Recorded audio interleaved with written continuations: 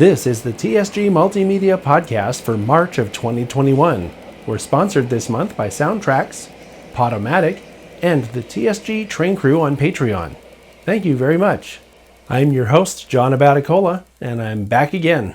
I have news from last month, a few updates on some of the upcoming programs, an interview with Nancy Workman from Soundtraxx, responses to viewer comments from the past month, and some great photos in our Catch of the Month segment.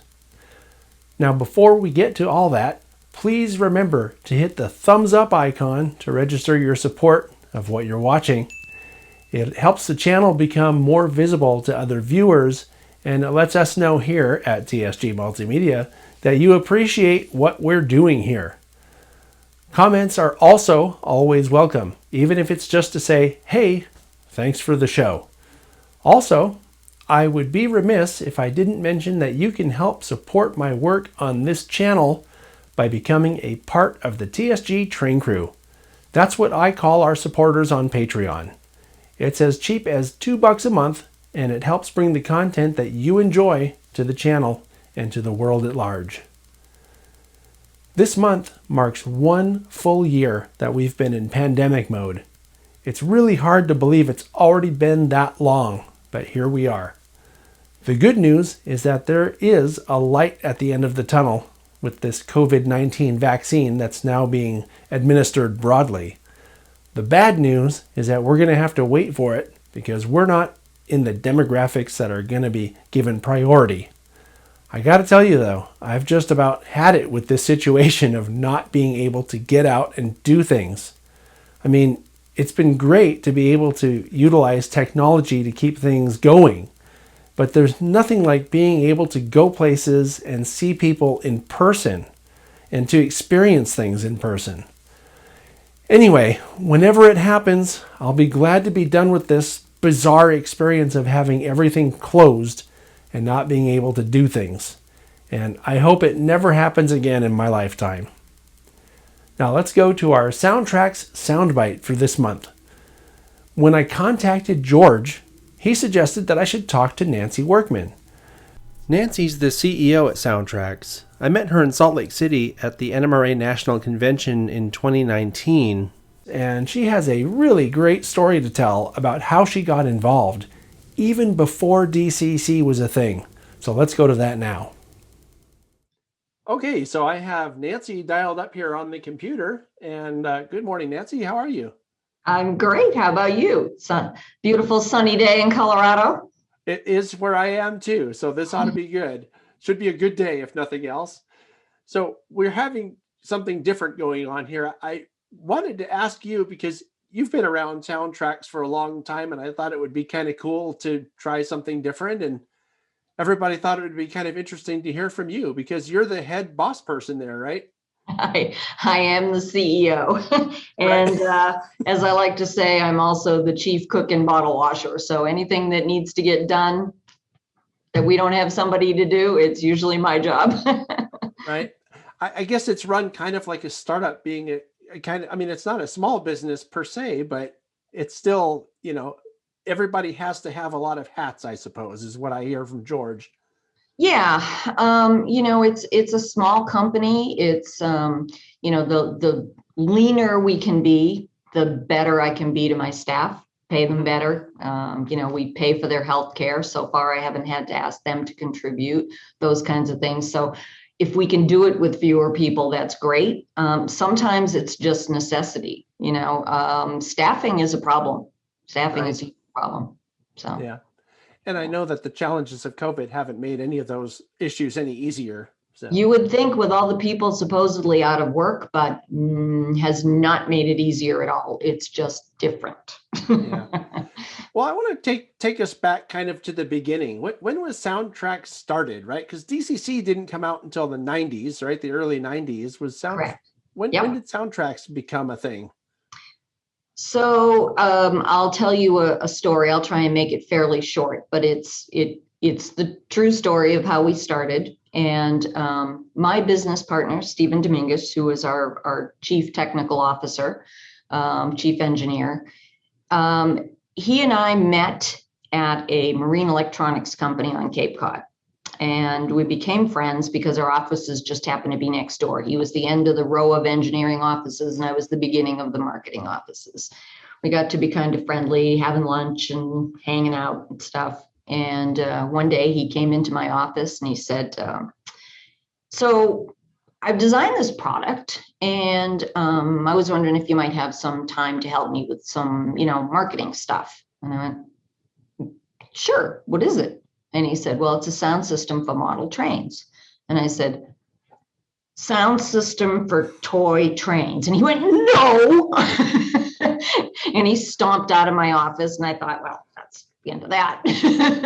And the next day he came in and he put a brass Fujiyama HON3 K36 on my desk. And he said, this is what I'm talking about. And I said, that's the coolest thing I've ever seen. That's really cool. And I don't remember the day that we decided to be a company. He invited me, this was in 1989, he invited me to come to the Narrow Gauge Convention, which was in Durango. And I had never been to Colorado. And I had a previous trade show I had to be at, the Newport Boat Show, I remember. So I had to fly out and meet him. He drove out and he picked me up at the airport, and I hung out at the Narrow Gauge Convention in 1989, which was the year the Roundhouse burned down here. And I met some amazing people who, unfortunately, a lot of them are now long gone. But I just fell in love with the hobby, and I fell in love with Durango, and I fell in love with the real trains. And as I said, I don't remember the day we said, let's be a company, but late in December of 1989, we started the business. We always say 1990 because it literally was like December 30th of 1989. So. Oh, interesting. So you started Soundtraxx, I think, if my timeline is correct, even before the NMRA came out with standards for DCC. That is correct. I did not realize that Soundtraxx predated the standardization of DCC. That's pretty cool. So well, I mean, we could go into the bush, into the weeds over, what the protocols were and stuff like that. So I won't bore you with that. I'm curious, maybe some other time we can get into that discussion. Sure. And I mean, the impact obviously is, Steve had started designing an onboard sound decoder, really more to go along with things like Keller onboard, CTC 16, for those of you, Keeler Rail Specialties, for those of you old enough to remember those companies. And he basically put the brakes on because the NMRA started to talk about the development of this new standard. So our first product wasn't a DCC decoder, even though it was the first one he started to develop. Right. Interesting. Yeah. I didn't realize it went back that far. So I'm learning something here. 31 years. Yeah. No, that's pretty cool. I mean, now I wasn't going to ask you this question, but I'm kind of curious now. How did the NMRA's involvement, because, the NMRA's involved with all the standards with the hobby. How did that affect, or, I mean, did you talk to them, or how did they just tell you what the standards were going to be, or was Soundtraxx part of that development? We weren't involved. The very first real meeting that I can recall, it came up too soon on our radar for us to participate. I think it was 1994. We always fondly refer to it as Wolf Trap. It was in, I believe, Wolf Trap, Pennsylvania. We were not able to attend. And that was really the first meeting where they kind of hashed it all out, and Bernd Lenz from Lenz over in Germany had offered to provide us a platform for this new protocol, offered for us to use it. And so it became the basis for DCC. And I think a lot of people have forgotten that over time, but it was very nice of Bernd to, want to see this grow in the hobby and offer this to the NMRA as a basis for the platform. Right. So while that was going on, we were coming out with our sound system, but it was our under table sound system, not DCC, while we let all this stuff get hashed out. We got more involved in the development of DCC pretty much right after that. One of the other really interesting, I think, or cool things, I should say, is the idea or the fact that all the decoders are made there in Durango, making them a made in USA product, which I think a lot of consumers, at least stateside, really appreciate that made in USA label. I think that was a really good move on your part. Was there more to it than just, we want to do this here? Like, were there other considerations like supply chain or limitations by dealing with importing stuff? Lots of things, right? I mean, if you don't have control over your production, you can be literally shut down. Exactly. And, I'll go back to a very short period when we we started in Massachusetts, and we had contract production there in a very tiny little place in Sandwich, Massachusetts. And when we moved out to Colorado, and we had a little facility in Broomfield, Colorado, we were using contract manufacturing as well. When we moved to Durango, we were still using the same contract manufacturing. The problem was they started to do work for people like IBM and Hewlett Packard. And we would send up our measly little 100 S220 boards to be assembled. And they would say, well, we're not going to be able to get to it this month because we got this big contract from IBM. And then the next month would come and they would say, we're not going to get to it this month. And we literally had 3 months where we had no product at all. And so it was a pretty quick decision for us to decide, if we're going to really be in this business, then we're going to have to make it ourselves. We can't rely on contract manufacturers. So that was probably the first impetus. And now, quite frankly, it's a matter of pride, pride in our quality control, pride in our ability to say that we are employing Americans to manufacture here, and always have been. We've never sent our manufacturing overseas, not for our electronics. And if that had to happen, I'd just retire. I would. I wouldn't enjoy being an importer. Yeah, I saw an interesting video from our mutual friend James Wright when he made a visit to your facility there and showed all that stuff. I'd like to come down someday and do a similar video, maybe get a little deeper. I don't know when. I mean, travel right now still is a little bit limited for us, not having had the vaccine or anything yet. Right. But that's something we could talk about in the future, I suppose. But I think it would be really cool because I like the Made in USA label as well. I think there's something good about that. I don't know. Well, it's American. And this year in particular, there's been a lot of anti-Asian sentiment, whether it's, justified or not, it's there. Mm-hmm. So, we'll take whatever we can get, but, it's fortunate, unfortunate, depending on your perspective. Yeah. Well, I mean, looking at that, I think that people were already biased against a made in China, for example, label on stuff. I see it in social media all the time. People complaining about models being made in China and why don't they make them here and that kind of thing. Having that, right? Right. Having that extra added sort of, I don't know what you want to call it. I guess it's a prejudice if you want to call it that. After coronavirus came out, and having the finger pointed at China just made that, it amplified it, I guess. Well, we can get into a whole long discussion about that because I have seen the city that Walmart built in China, and we've done it to ourselves, right? Yeah. We have. Oh yeah. I mean, and Walmart was a huge part of it. Again, that's totally not related to our conversation here, but we can talk about that. We can talk about that off camera sometime. Happy to. You'll hear me get on my soapbox. Right. No, I know exactly what you're talking about, though. Walmart dictating to the manufacturers what they'll pay for stuff and having that whole place set up there. I think I saw the same documentary. Well, I've physically been in Shenzhen, and it's a pretty horrifying thing. So wow. Yeah, that's where they beat the people up for what they're going to get from them. And you'll notice I say what they're going to get and not what they're asking for. Right. So anyway, I want to shift gears though, because that is really a big tangent. That can go down a very long path. Yeah, we better not go down that rabbit hole here. Otherwise, the whole podcast is going to just be us talking. And I don't know if people really want to watch that.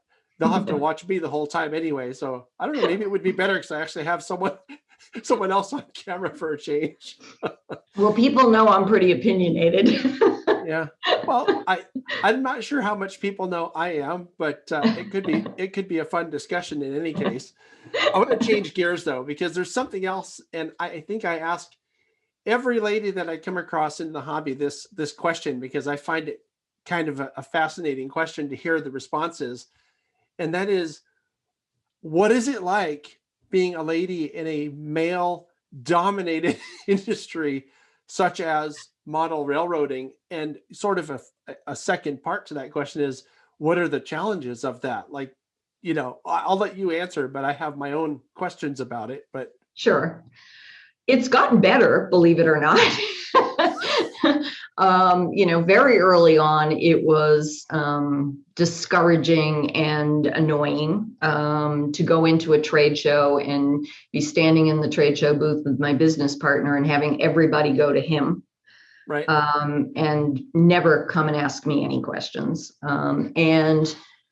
Even so far as to have some older gentlemen in particular, and slightly older demographic, if I asked if I could assist, they would say, well, no, I need to talk to a man.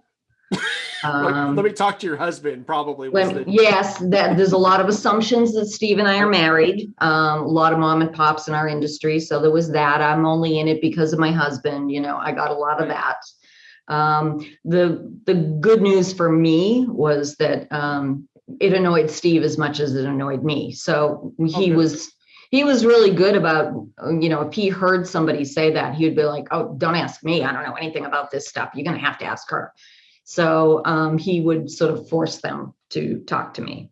And they were always surprised when I actually could answer the questions. I'm not sure they really bought into the whole, whether I was interested in model railroading or not, but at least, over time, they got used to being able to talk to me about it. I think other areas that it was difficult, I was a member of the now it's the HMA. It was Mariah at the time, Model Railroad Industry Association. I was on that board for 6 years. And I don't know, I guess I saw a lot of problems in the industry I didn't think we were addressing. The shrinking of, our customer base, for one, getting older, not bringing in young people. And they didn't really listen to me. It was frustrating. It really was. And I had a few ideas that they, tried out, but very reluctantly. And it was only in about year 5 or 6 that they actually said, okay, well, what we're doing is not working. So we'll give your idea a shot. It's a last resort, right? Advice from a lady. Yeah. Well, unfortunately, I didn't quite do what I wanted them to do. So it wasn't really very successful. And I could have told them if they made the changes they wanted to change, it wouldn't have been, but. Yeah. That's, well, it's interesting to hear, but not surprising. My assumption, which is what I was going to say when I was prefacing the question, was that they would have wondered why you were behind the booth and not knitting someplace, because all this, you go to these train shows and you see the ladies knitting off to their own area. And usually they're there because their husband's at the show doing something. But do you know that at one point, it's many years now, that a lot of the higher tech companies in our industry are run by women? Myself, Zaina Ireland at Digitrax, Debbie Ames at Lens North America. Yeah. How about Walthers too, right? Yeah, Stacy. Yeah. Right. So, yeah. And I think that's good. I don't know. I don't really know. I haven't studied this, but I'd be surprised if women running companies I would be surprised if they're not better in terms of business than having men doing it. Because, I don't know, maybe it's an assumption again on my part, but I think men tend to get this sort of old boys idea where they'll make stupid business decisions with their friends because it's their friends and not do what's right because it's the right thing to do. I don't know. Maybe it's just I guess perception, but I guess in my experience, it's the people side of it. Mm-hmm. A lot of men aren't really good with managing their people in a way that makes them feel valued and still maintains, discipline. It seems to be a hard line for them. They're either real tough, or they just avoid people. There's a reason why I'm running the company. On paper, I'm technically the vice president legally, and Steve is the president. And we did that because of impressions at the time when we started the company overseas, with a woman in charge. It was not something that a lot of foreign people wanted to deal with a woman as president. So we did that very deliberately. So you're dealing with the social mores of other countries too. I hadn't thought about that aspect of it, but that makes a lot of sense. It's not quite as bad as it was. There are still some hesitancies dealing with a woman when you're talking to people overseas, but it was really bad then. And so we were very deliberate about that. But the reason that I'm running the company as CEO right now is Steve doesn't really, one-on-one, he's actually great. Any of these people who are listening who have seen him at a trade show, he's terrific. But he has very high expectations, and people tend to think that they'll never live up. So it's a little depressing. No, I understand. I've been told many times myself that I expect too much from people, and it leads to disappointment on my part, unfortunately, but I do it to myself. So I get that. Well, I have pretty high expectations of people, but I have learned to look at those expectations and decide whether they're realistic or not, or reasonable. Right.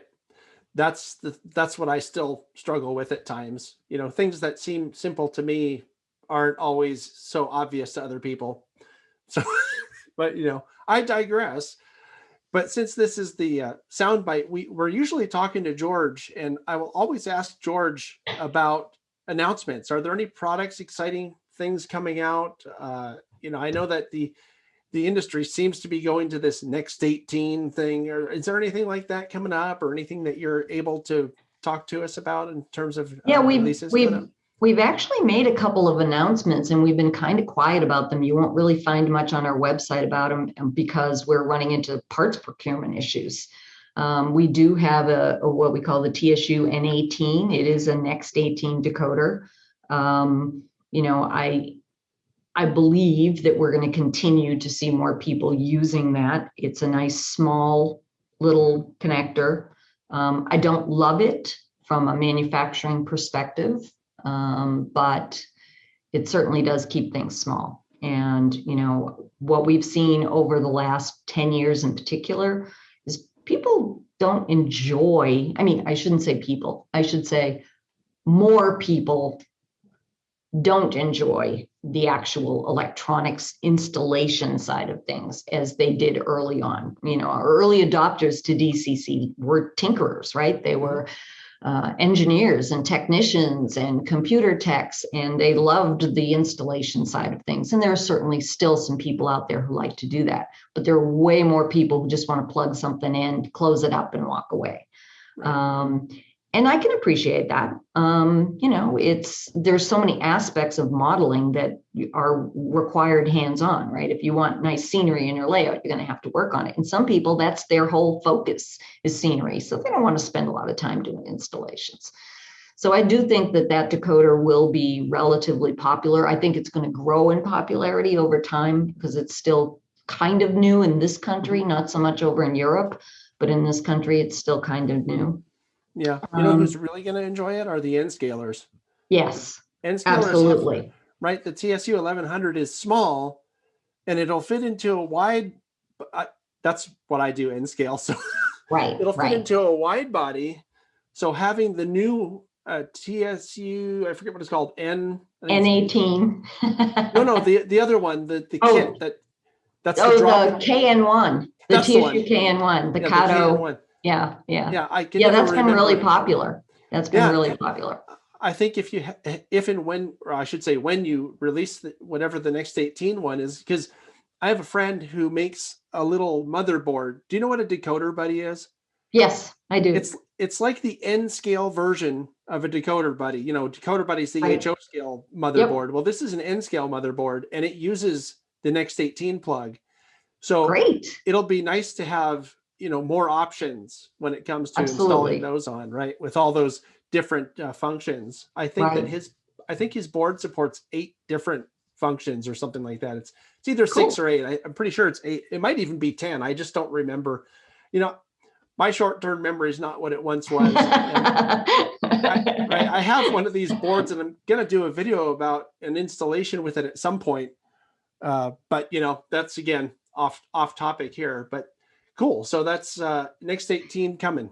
Very Yeah, cool. it's all ready to go. The only thing we're waiting for is a particular part that the lead time for parts typically is anywhere from in stock to 12 weeks or so. We're seeing lead times push out to about 30 weeks. And it's really, we've got 3 other products in the pipeline that we can't build right now. So Right.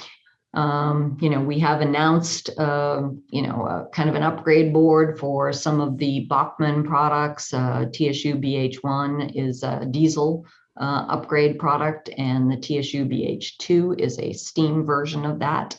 Mhm. You won't see this on our website yet because we can't build them yet. Right. Well, and if you announce things too early, the phones start ringing. Is it there yet? Is it done yet? Is it ready yet? When are you going to have it? And sometimes you can't answer the question. So we try to be cautious about our announcements. Yeah, that's one of the things that I've always been a little frustrated with, is how people are so tight-lipped about what they're working on. But there's always a reason for things like that, and I get it.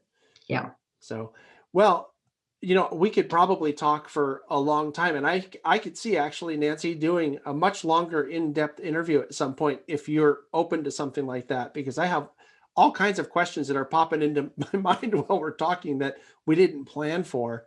But Sure. since this is a soundbite inside a podcast, I'll try to keep things short and ask you the last question that I had on my mind, which was, I talked to George, I think last week, and he said that we were going to do a different and exciting promotion for the viewers of the channel. I call them the best viewers on YouTube. So if you have that, I'd like to learn about it now, and we can plug that a little bit. Yeah, I am hoping. I did not hear back from Mackenzie on that code, but we are offering a free shipping promotion. Okay. And I will tell you that, shipping these days has become another issue. I always recommend to people that they use UPS. You have better tracking ability. It is more expensive for us, but USPS has been just awful. So I don't have that code for you, but we'll get that to you as soon as we can. And, hopefully people take advantage of that because it can be a chunk of what you're paying. It really can. Oh, sure. So, yeah, especially for smaller orders. I mean, sometimes you might just need a speaker, right? And right. the shipping could cover half the cost of the speaker or more, depending what it is. So it's going to be at least $5 for the shipping, and it might take you 2 weeks to get it right now. The delivery is terrible. So that's going to be kind of your minimum. Okay. Well, sorry, go ahead. No, I was going to say the last thing that I would like to say is just, we are looking for help. We're looking for help in our production floor. I'm looking for a marketing manager and repair technician. So, give me a call if you're interested. Okay. Now, are these jobs listed on the Soundtraxx website?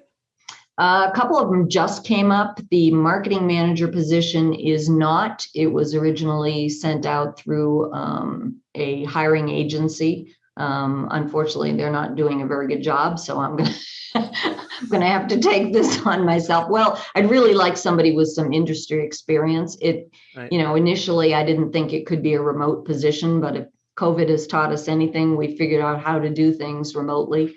I'd still probably want that person to pop into the office every now and then, but it could be a remote position. So I need to put that revised job position up on the website. And the repair technician really just came up, and production, we just decided we needed another person last week. So I think there is a production job description on the website. There usually is. So okay. Well, I guess people can always go to www.soundtraxx.com with 2 X's and find that stuff. So absolutely. Cool. And I'll be sure then when I come back on the show after this interview to provide people with the free shipping promotional discount code. I think that's a great thing. And I thank you for that. Sure. And I thank you for your time here today, Nancy. It's been really nice talking to you.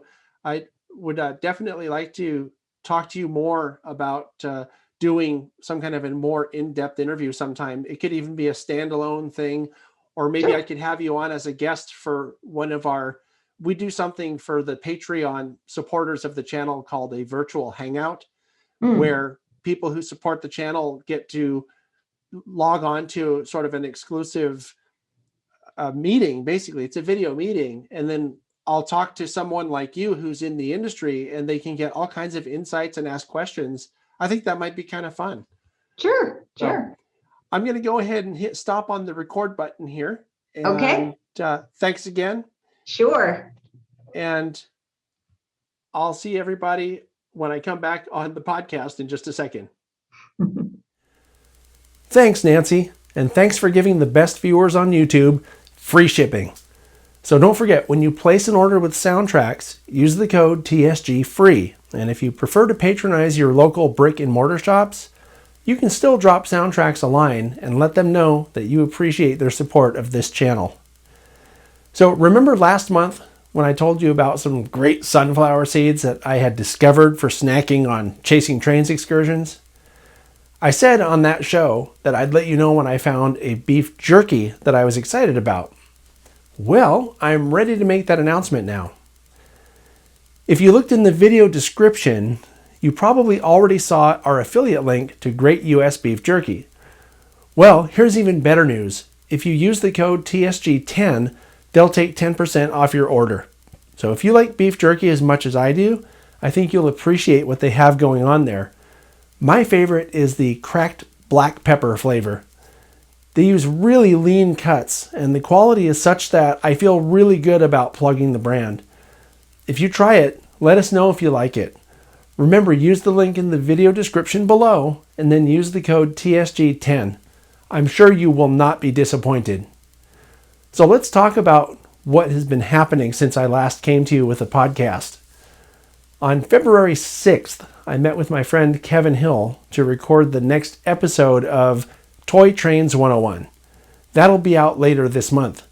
It's always really good to hang out with Kevin, and there's always lots of laughs usually going along with our visits, and I think we could all use some laughs these days. On the 7th, I went to record the most recent episode of Model Railroading with Jack Burgess. This episode came out last weekend, and if you missed it, you really need to go back and watch it, because it shows off a bunch of the things that visitors to Jack's Yosemite Valley Railroad never get to see. Believe me when I tell you, the paint booth alone is worth watching that episode. And did you know that he has a diesel locomotive on the layout? No one ever sees it, but it's there.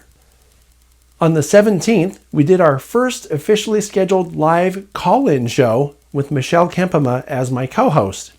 It was a lot of fun. We talked about all kinds of different topics, from prototype rail fanning to model railroading to the NMRA Achievement Program.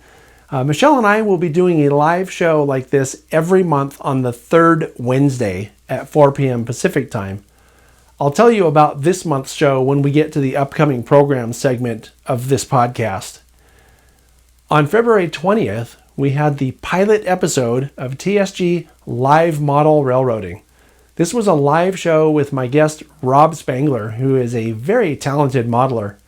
If the name sounds familiar, it might be because Rob has published articles in all of the major model railroading periodicals. And he has also given clinics at model railroading events, including the NMRA National Convention in 2019. We talked about Rob's approach to creating signature scenes on his layout for about an hour, and then we had a Q&A session for about an hour after that. It was not only a lot of fun, but I learned a lot, and the viewers also seemed to enjoy the show quite a bit. If you know any excellent model railroaders who would be interested in sharing their tips and tricks, I'm interested in talking to them about being on the next episode of TSG Live Model Railroading sometime later this year. I think this could be a great platform for sharing tips, techniques, and tricks in a way that'll make the hobby more accessible to people. Rob's presentation was inspirational and a great start to what I hope will be an ongoing series. On the 24th, I tuned into Sparky 107.107's regular Wednesday night live stream, and I found out that he's taking a break from live streams for a while. I wanted to mention this because he's been doing live streams on a regular basis for at least the past 3 years or so, and he's provided a great forum to build an online model railroading community on. I'm also thankful for the inspiration that his shows gave me to get into the whole live streaming thing. I'll be shocked if he doesn't come back at some point in the future with more live streams, but for now, I just want to thank him for what he's done for the online model railroading community. He's a regular moderator in our live chat streams and a great guy. So to Dave, thanks very much, and don't be a stranger. On February 27th, I got a message from Heath. You know Heath from the YouTube channel Humanity Junction. He sent me a message about going over 1,000 subscribers. So congratulations, Heath. I think you've worked really hard to get there, and it's a cool milestone to celebrate. I'm looking forward to celebrating the next big milestone for your channel. Whatever that is. I guess you'll let us know. 2,000, 3,000, 5,000, 10,000. Whatever you decide, I guess. I also saw my friend and train crew member James Brasil that afternoon. He brought over a model for me to do a product spotlight on. James was recently elected the president of Silicon Valley Lines in San Jose. Silicon Valley Lines is a club that's very operations focused, and when we're not in pandemic mode, they have a big monthly op session that I've had the privilege and honor of operating at. I can't wait until things can be open again, and even just to go do that again. The next afternoon, we went live here at the TSG Intergalactic Headquarters with the TSG Live Crew Lounge panel discussion show. This time we talked about technology in model railroading. It was a great discussion with some very knowledgeable friends, and I think we discovered that we're going to need to do more tech-related shows in the future because we barely scratched the surface of technology in model railroading, and we went for 2 hours. A big benefit of these live streams is that we can go back and watch them. So if you missed it, go back and watch it. You won't be sorry you did. And finally, on March 1st, I went to catch a special Amtrak move that came down the coastline. This was what foamers around here referred to as the TALGO funeral train. These TALGO coaches were retired from service and sent to Southern California to be scrapped. It wasn't the prettiest train in the world, but it was definitely something you don't see every day, so I felt compelled to go out and catch it.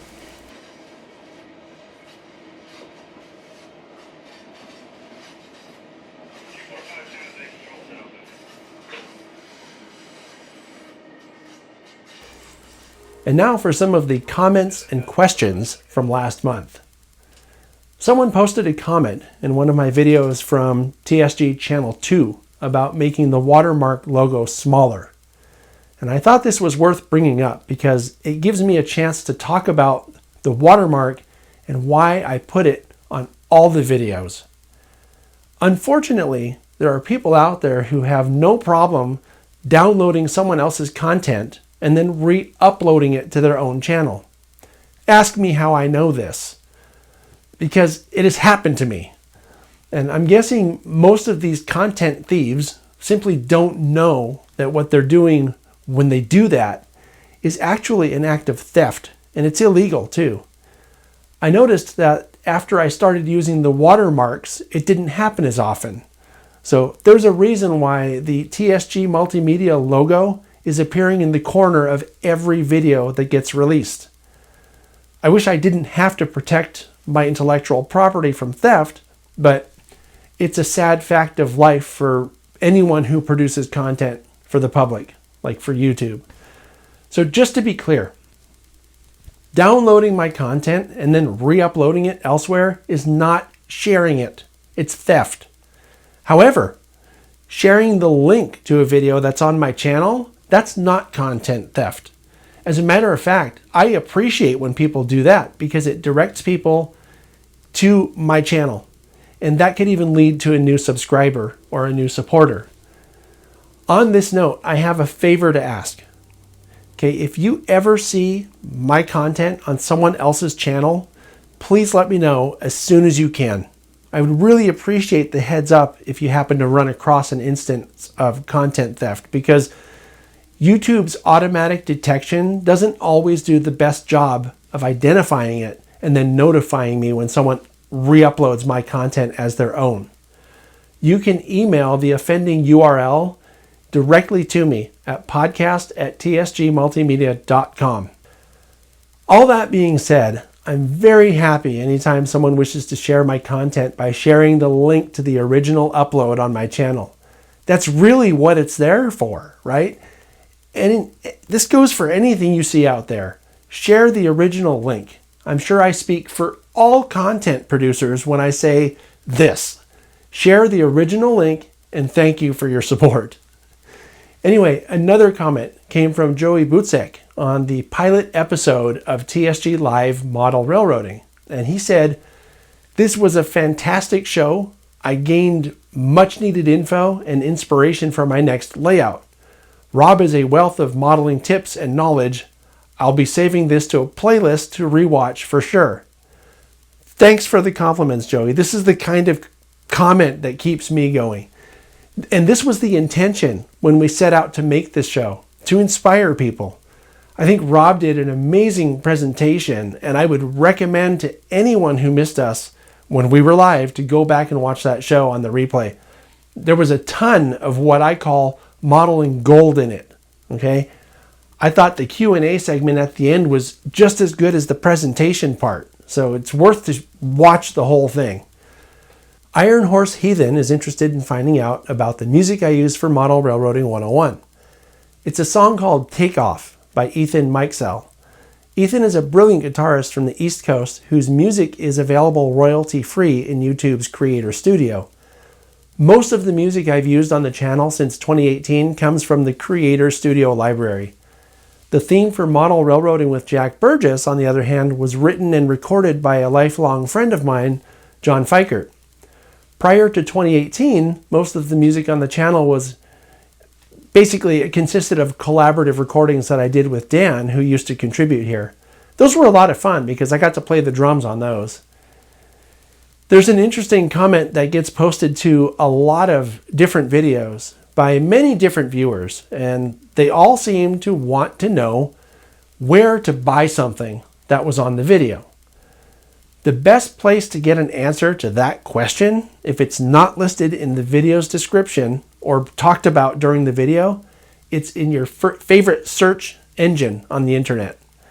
Now, with that being said, I'm planning to put links to related products into some future releases on the channel, but 90 some odd % of the time, you can find what you're looking for simply by using Google. It'll be faster too, because I can't get to every comment or question that gets posted to the videos. Now, before I forget, I have an upcoming event to share with you. The Niles Canyon Railway announced that next weekend, the 13th and the 14th, they're running the Robert Dollar. That's a 262T. It's newly relettered, and it's sporting the steam whistle that the late, great Henry Luna donated for use on the railroad. Henry was one of the founding members of the Pacific Locomotive Association, a former president at the Pacific Locomotive Association, and a friend to us here at TSG Multimedia. Without his kindness and generosity, the videos that I produced on DVD and Blu-ray about events in Niles Canyon over the years would not have been made. Go to ncry.org because they're going to run the locomotive a number of weekends in the coming months. So check that out. And now for this month's program schedule. I'm still working on the Product Spotlight and N-Scale Friday schedule, so expect to see those on Fridays at 9 a.m. Pacific time as I get them done.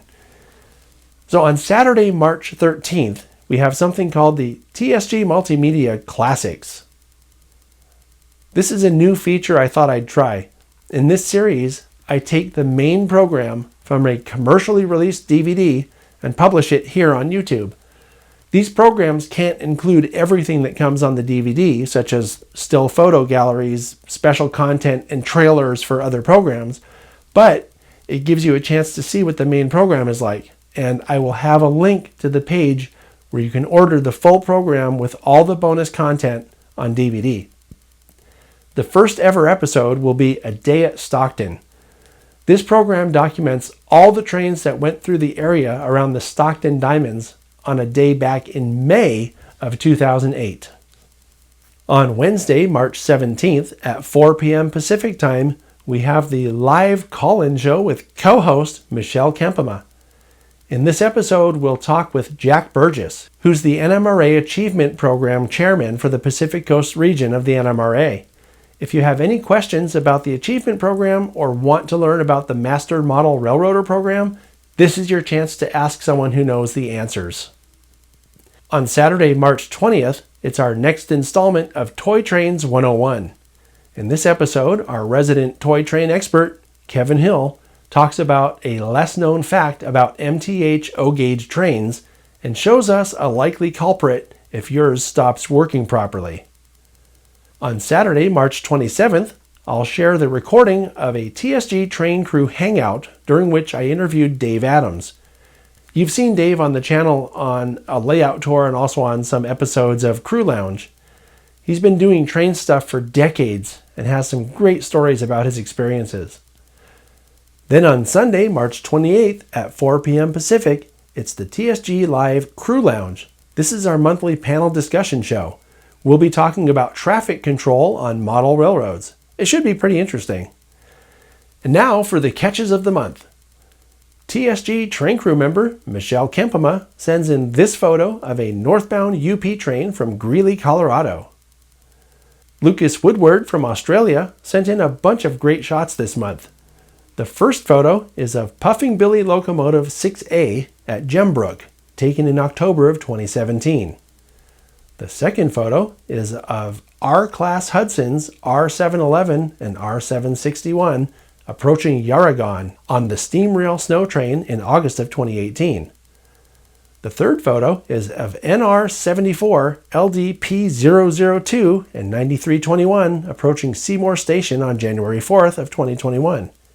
NR74 is painted in the livery for the Gone, a luxury train which runs from Adelaide to Darwin. The fourth photo is of NR49 at track speed near Wingeel in May of 2020. The next two photos are of NR40 leading what he calls 4PS6 Super Freighter. The first one's at Coonagar, and the second one's at Binalong in New South Wales in September of 2019. Finally, 12-inch gauge locomotive Merlin is seen at Wombat Station on the privately owned Linton Railway in May of 2020. Sean Koga from the San Diego area shares this photo from his HO scale layout. The locomotive on the far left is FP45 number 10. The one in the middle is SD75M number 226, and the one on the far right is FP45 number 100. All of these are Athearn Genesis models. Ken Anderson sends a photo of narrow gauge number 4. It's an HON3 model shoving two standard gauge tank cars into a dual gauge siding. Number 4 is a Blackstone C19, and the idler car is custom built to 20 feet using a Tichy Train Group flat car. This photo is from a module that has code 55 hand-laid track. The module is part of the Sipping and Switching Society of North Carolina's modular layout. Thanks to everyone who shared this month. If you have a photo that you'd like to share, please email it to podcast@tsgmultimedia.com. Be sure that you own the photo and let me know the what's, whens, and wheres of the shot or shots that you want to share. All right, that's all I have for you this month. Don't forget, if you love beef jerky, be sure to claim your discount by clicking the link in the description below and using TSG10 at checkout. If you like tender beef jerky like I do, you won't be disappointed.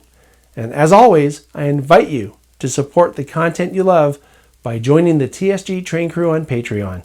You can find out more about that by visiting patreon.com/TSG Multimedia. It doesn't cost much, but it helps a lot when you add your support to the channel. Thanks for watching, and I'll see you next time.